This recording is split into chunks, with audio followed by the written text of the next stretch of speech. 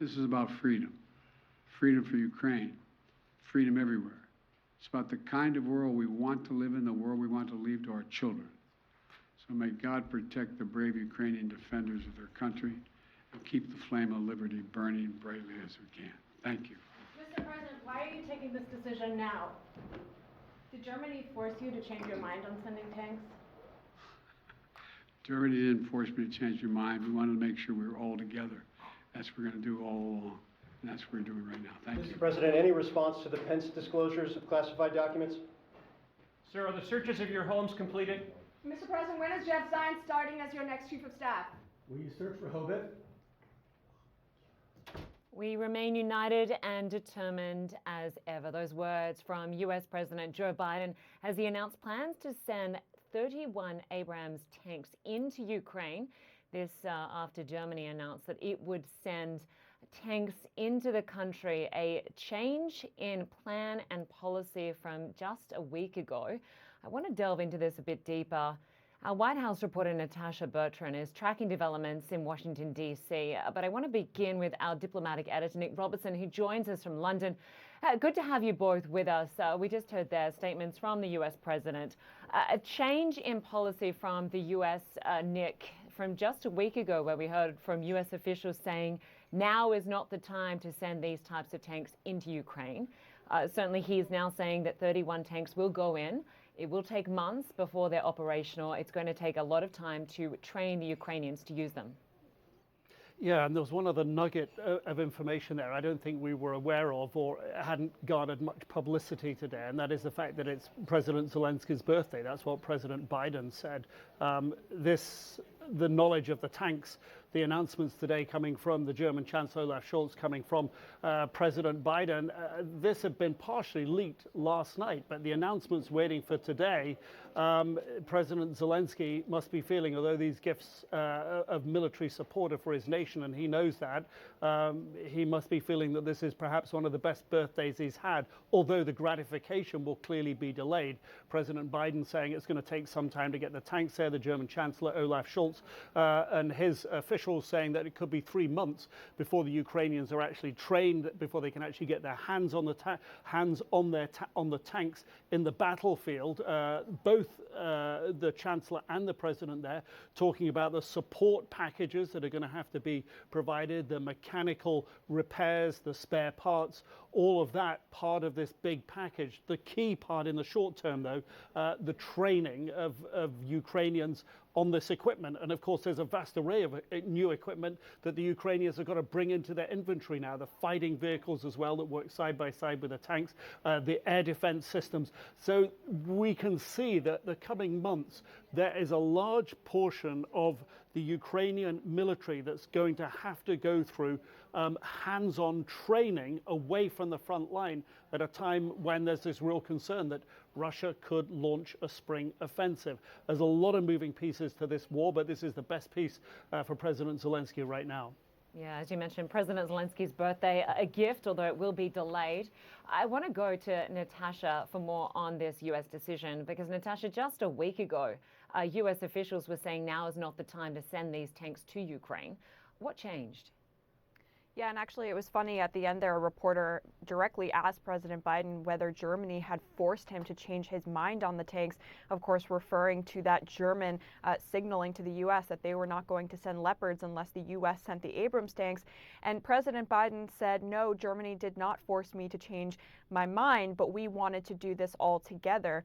And I think that is really the clear message that we're getting out of the administration, that they wanted to wait until they had this kind of international coalition of allies who were willing to send the tanks. But of course, we know that behind the scenes, as opposed to what the president is saying publicly here, there have been very intensive discussions between the U.S. and Germany over the conditions under which Germany would, in fact, be willing to send those Leopard tanks to Ukraine. And of course, one key condition, as I said earlier, was that the U.S. also join this coalition of the willing and send its own Abrams tanks to Ukraine.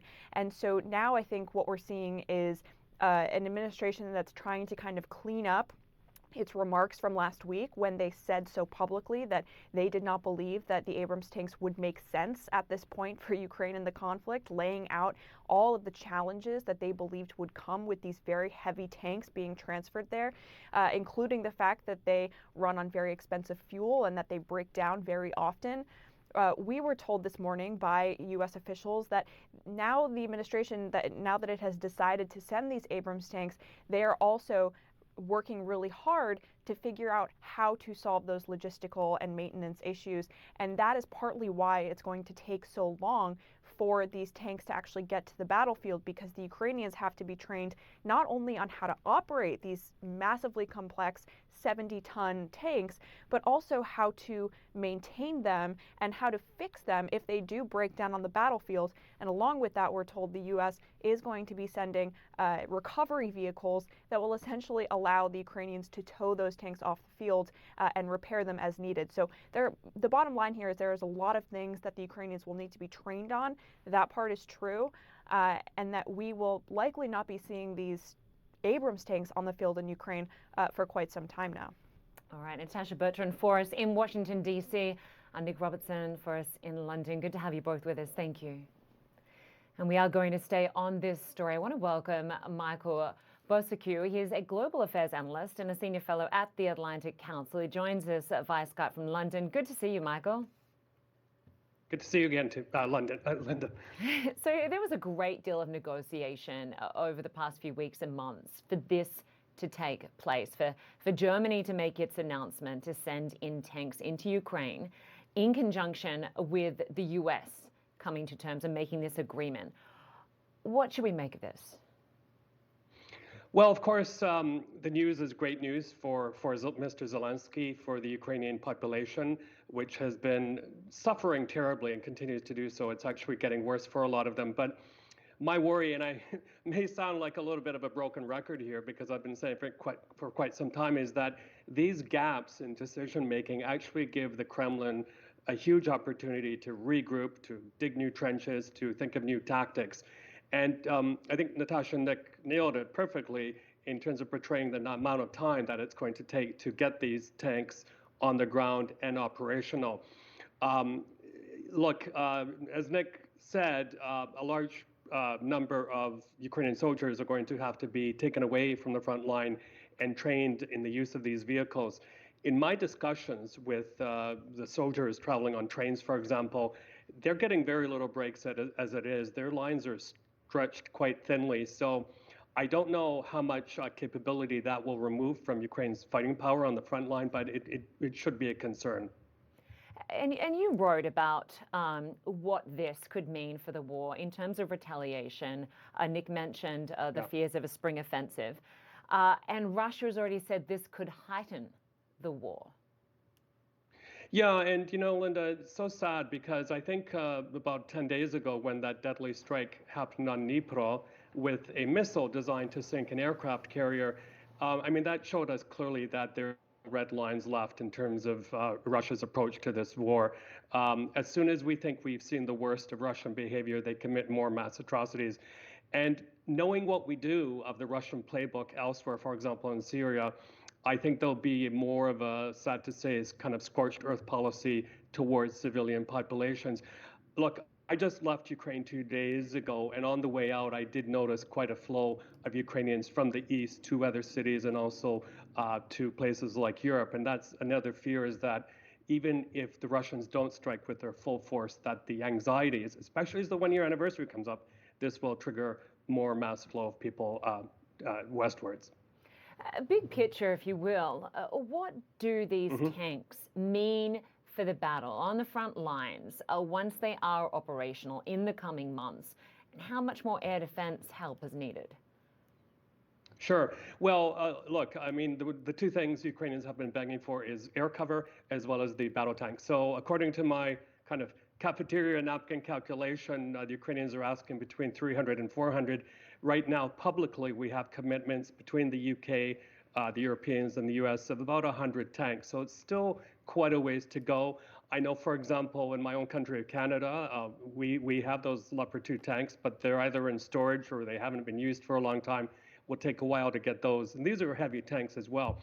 But I think what the Ukrainians also want, aside from better fighting capability on the front lines, those invincible fighting machines that the Challenger 2 and the Leopard 2 and the Abrams represent, is the ability to more tightly close their skies. Because, as you well know, those targeted strikes on Ukrainian infrastructure, Ukrainian power stations, has been devastating, not only for day-to-day life, but for the Ukrainian economy in general. So one last thing, if I may, I also think there's a bit of ways to go in terms of tightening sanctions against Russia. There's still a lot of countries that, for example, allow Russians to travel, invest, and so on.